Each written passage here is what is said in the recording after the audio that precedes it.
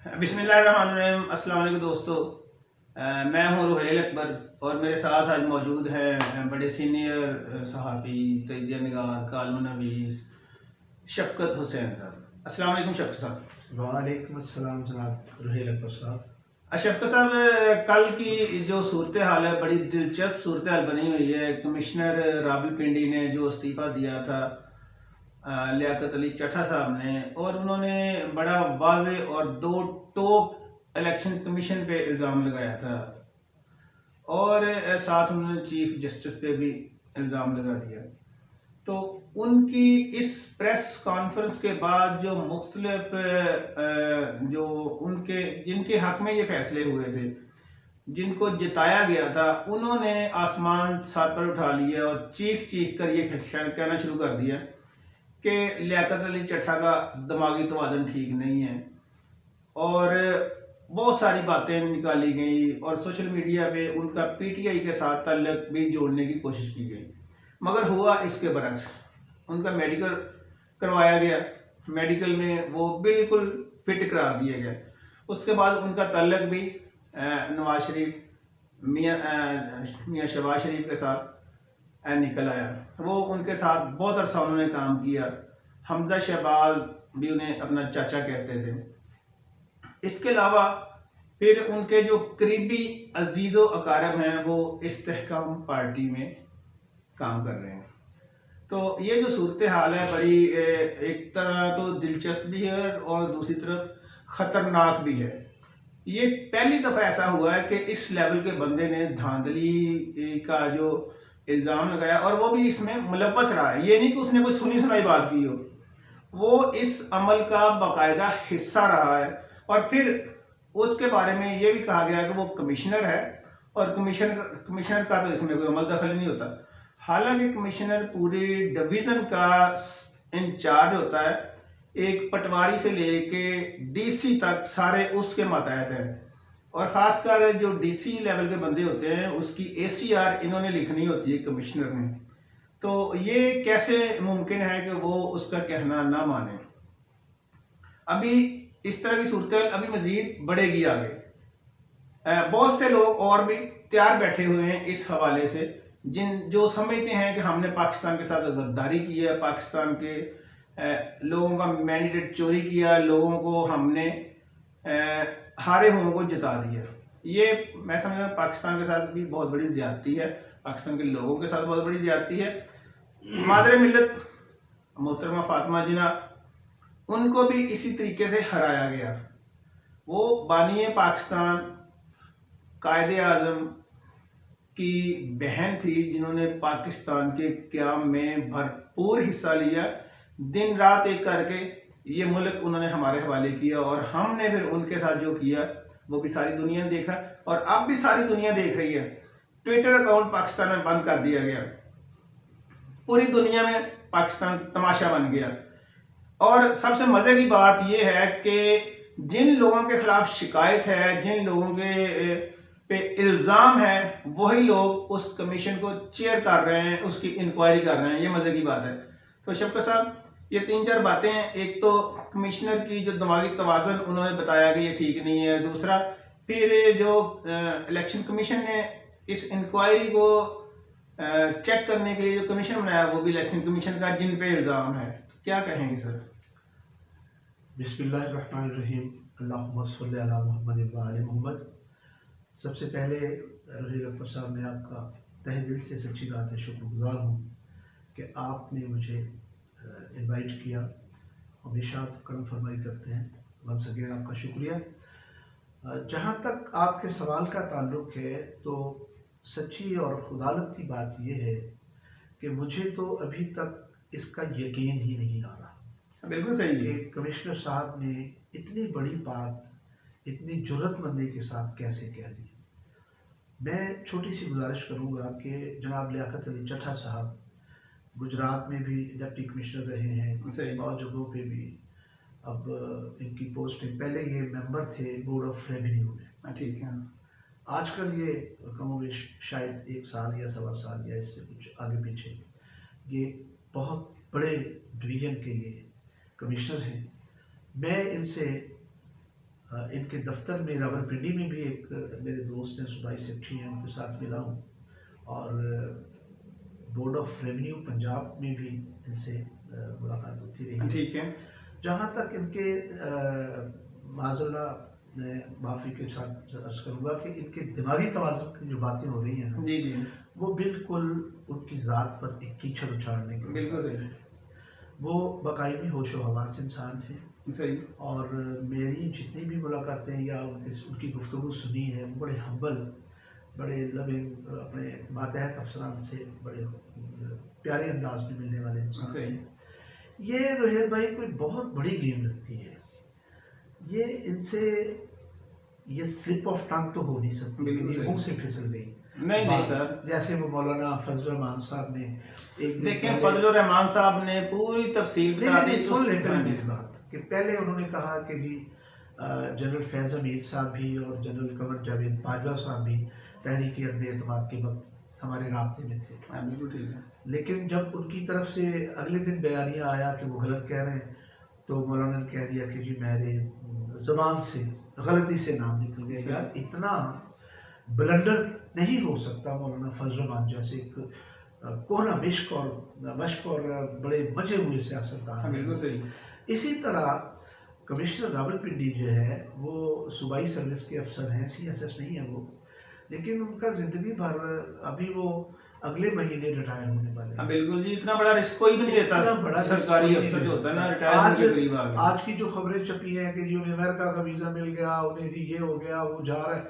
लेकिन वो अमेरिका जाके कर सकते थे ना। नहीं, वो कमिश्नर हैं, उन्हें कोई अमेरिकी वीज़ा लेने में कोई कोई हर्ज नहीं सर, कोई मसला करना नहीं पड़ेगा, कोई मेहनत करनी नहीं, पड़ेगी। कोई वो पता नहीं कितनी बार जा चुके होंगे अच्छा। अदरवाइज कंट्रीज में भी, और अमेरिका भी इसी तरह वो जा सकते हैं। लेकिन कुछ समझ नहीं आती। हाँ, अलबत्ता ये है कि जिन लोगों पे इल्ज़ाम आयद हुआ है, सही। जनाब चीफ जस्टिस काजी फाइज ईसा साहब के बारे में उन्होंने लकुशाई की है, इसी तरह इलेक्शन कमीशन के बारे में, इलेक्शन कमिश्नर के बारे में उन्होंने कहा है, तो बजाय इसके कि चीफ जस्टिस साहब ये कहें कि ये कौन बंदा है जो मेरे खिलाफ बोल रहा है, सही। ये ऐसा नहीं होना चाहिए। वो एक लेवल के अफसर हैं, कमिश्नर है, कमिश्नर भी मेरा ख्याल है कैपिटल के बिल्कुल साथ है, वो इस्लामाबाद जी के बिल्कुल साथ कैपिटल ही है, और साथ एक बहुत बड़ा वो डिवीजन है। सही। और वहाँ कोई बंदा देखें, हर एजेंसी उसको वॉच कर रही है, बिल्कुल। GHQ उसके बिल्कुल साथ है। मैंने तो उसके दफ्तर में जाके उनके मिला हूँ, बैठे हैं 2-3 घंटे। तो वो इस तरह का बंदा नहीं है, लेकिन मुझे समझ नहीं आ रही कि उन्होंने ये कैसे कह दिया। होना ये चाहिए कि जो इंक्वायरी अफसरान हैं, अब हम बाहर से तो लाएंगे नहीं, हाँ जी, इन्हीं में से हमें किसी का इंतखाब करना पड़ेगा, हाँ, किसी को जिम्मेदारी सौंपेगी हुकूमत के, जनाब आप इस अमल की इंक्वायरी करें। सही। तो इंक्वायरी में अब चीफ जस्टिस साहब को कौन लाएगा, चीफ इलेक्शन कमिश्नर को कौन लाएगा? सही। वो उनके मुकाबले में तो कमिश्नर साहब बहुत छोटे लेवल के अफसर हैं। हाँ, बिल्कुल ठीक है, सही है, सही। पाकिस्तान के मुकाबले, चलिए वो चीफ इलेक्शन कमिश्नर तो हमें पता है यहाँ से वो रिटायर हुए, रेलवे से CO थे, सही। तो किसी वजह से उनको लगा दिया गया। हाँ, बिल्कुल। हालांकि रिटायरमेंट के बाद बंदा हाँ जी, वो दिमागी तौर पे हिल जाता हिल जाता है। देखिए, पहले वो और- 60 साल के बाद रिटायरमेंट हो जाता है, यहाँ दोबारा उसको सूबे लगाना में- नहीं चाहिए। बिल्कुल सही रहीम बात। साहब, ये हमारे पंजाब में वो सेक्रेटरी सर्विसेज रहे हैं, हाँ, सूबे बिल्कुल, में, सही। सूबे में। तो बहरहाल उन्हें इनका जवाब देना चाहिए था कल ही, क्योंकि आज मेरा ख्याल अब 2 दिन गुजर गए, एक रात गुजर गई, आज का दिन भी सारा गुजर गया, तो अभी तक खामोशी है। सही। तो इसका मतलब है कि कुछ ना कुछ है।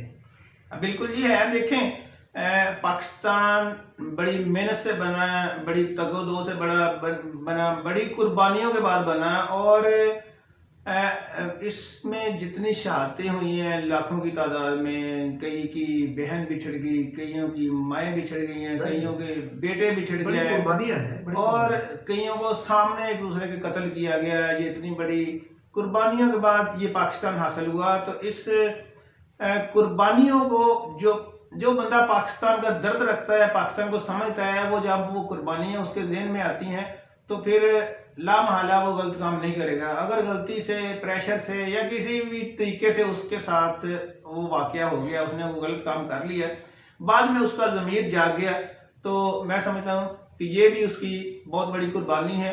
पाकिस्तान के लिए, पाकिस्तान के लोगों के लिए, और ख़ासकर वो पाकिस्तान के उन गरीब लोगों के लिए जिनकी मेहनतों से, कोशिशों से ये पाकिस्तान कायम दायम हुआ। और हम लोग क्या करते हैं, सियासत में आके नारा गरीब की खिदमत का करते हैं, लेकिन खुद जाके हम अपने बच्चों को बाहर सेट कर लेते हैं, अपनी प्रॉपर्टियां बाहर बना लेते हैं। सियासत में आने से पहले कुछ नहीं होते, सियासत में आके जब मिनिस्टर बनते हैं तो फिर हम अरबों खरबों रुपए कमा लेते हैं। ये पैसा हमारे गरीब लोगों का है। और इस वक्त मैं समझता हूँ पाकिस्तान में और भी बहुत से अफसर तैयार बैठे हुए हैं जिनका ज़मीर जाग चुका है, और उन करीब वो भी प्रेस कॉन्फ्रेंस करेंगे। उन्होंने नौकरियों पर लात मारने का सोच रखा है कि वो पाकिस्तान के साथ गद्दारी नहीं करेंगे, पाकिस्तान की कौम के साथ गद्दारी नहीं करेंगे। तो शफकत साहब, अब जो सूरत हाल बन रही है, क्या आप समझते हैं कि इलेक्शन दोबारा होंगे, या जिन सीटों पे काउंटिंग का मसला है, जिनको जिताया गया, उनकी रिकाउंटिंग होगी? रोहित साहब, यहाँ भी ये भी सवाल बड़ा मुश्किल भी है और पेचीदा भी है। जहाँ तक आपके सवाल का ताल्लुक है इलेक्शन दोबारा करवाए जाए, तो ये तो किसी तौर मुमकिन नहीं है। बिल्कुल, अरबों रुपया लग गया, अब दोबारा लगने में नहीं चाहिए। इलेक्शन करवाना कोई बाएं हाथ का खेल नहीं है, या खाला जी का घर नहीं है कि आप एक स्टिक घुमाएं और इलेक्शन का इनकाद हो जाए, ऐसा नहीं होता। हाँ, ये भी मुमकिन नहीं है। देखिए, 13 सीटों पर 70,000 की स्टेप लगाना, यार इसके लिए तो बहुत अबला चाहिए, बड़ा वक्त चाहिए। ये कैसे हुआ? और मेरा जो अपना मेरी जाती राय ये हो सकती है, आपको इख्तलाफ कर सकते हैं, कि हमारे ज़मीर जो है ना, वो माजरत के साथ जागते हैं जब सांप निकल चुका होता है, सही डंक मार के वो रुफू चक्कर हो चुका होता है, हम बाद में लकीर पीटते हैं। तो ये ज़मीर तो माजरत के साथ 47 के बाद ही सो गया था, जो अब तक ख्वाब गफलत में है और सोया हुआ है। कोशिश तो ये होनी चाहिए कि इंसान की, अगर कोई गलत काम आपसे करवा रहा है और आपका ज़मीर भी जिंदा है, तो आप उसी वक्त नो, एब्सोल्युटली नॉट। बिल्कुल, जो इमरान खान ने कहा था अमेरिका को, एब्सोल्युटली नॉट। सही, तो वो तो करते नहीं है। तो बाद में ज़मीर का जागना वो मुल्क को कौम में एक इम्तहान में डालने की बात है। रोहित साहब, ऐसा नहीं होना चाहिए। इलेक्शन तो हो नहीं सकते। अच्छा, अब जो 13 उम्मीदवार जीत चुके हैं, हाँ जी, वो एक पाकिस्तान की बड़ी जमात के, पाकिस्तान मुस्लिम लीग नून के उम्मीदवार हैं। तो वो अब इस दोबारा इलेक्शन में जाएंगे, अगर 13 सीटों पे, या काउंटिंग में दोबारा जाएंगे, या उनको हरवाया जाएगा, तो वो इस अमल को ठंडे पेटों कैसे बर्दाश्त करेंगे? बिल्कुल जी, तो नहीं बर्दाश्त करेंगे। और दूसरा, एक और आपको खबर बता दूं कि लाहौर का जो हल्का है, जहां से हमजा, शहबाज शरीफ और उनके नीचे जो जीते हैं इस्तेकाम पार्टी के अलीम खान साहब, उनकी भी हार जो है, उनकी भी जीत मशकूक है, वो भी हारे हुए हैं। मुखालिफ पार्टी के जो उम्मीदवार हैं, उन्होंने फॉर्म 45 लेके उनकी काउंटिंग कर ली है, और उन्होंने इलेक्शन कमीशन में उसकी बाकायदा दरख्वास्त भी दे रखी है।